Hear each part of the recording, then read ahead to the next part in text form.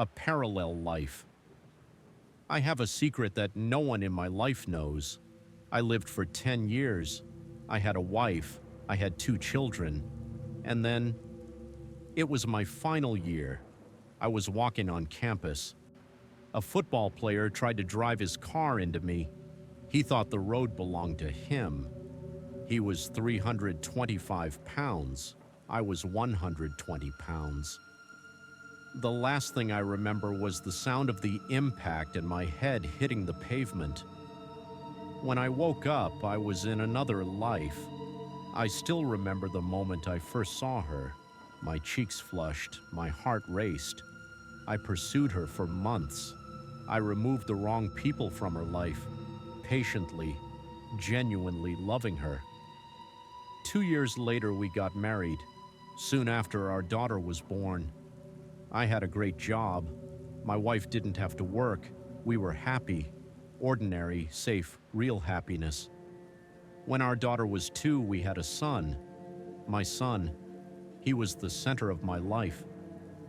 Every morning before leaving for work, I would go into his room. I talked to him even while he slept. I held his tiny fingers.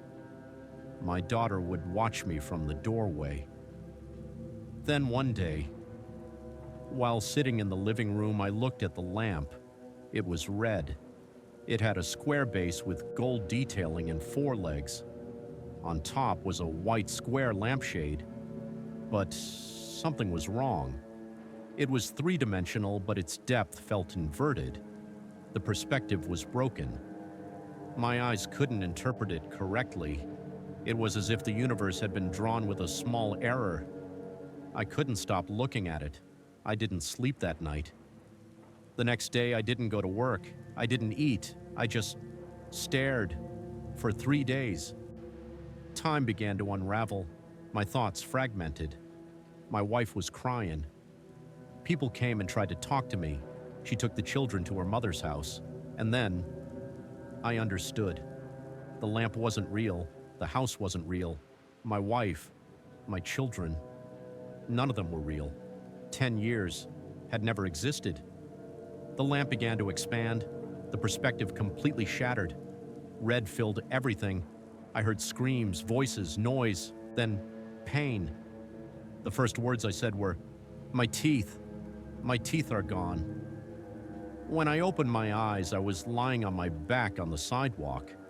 I was surrounded by strangers. Some were shouting. I didn't recognize anyone. A police officer dragged me off the ground. He pulled me across the grass and threw me face down into the back of a patrol car. I still didn't know what was happening. I was taken to the hospital. CT scans, lights, sounds. I had returned to reality, but not to my home. The next 3 years were the darkest time of my life. I mourned the loss of a wife who had never existed. I cried for children who had never existed. I was afraid I was losing my mind. Every night I cried myself to sleep, hoping to see her in my dreams. I never did. But my son, sometimes I still see him, out of the corner of my eye, always 5 years old. He's saying something to me, but I can never hear what he's saying.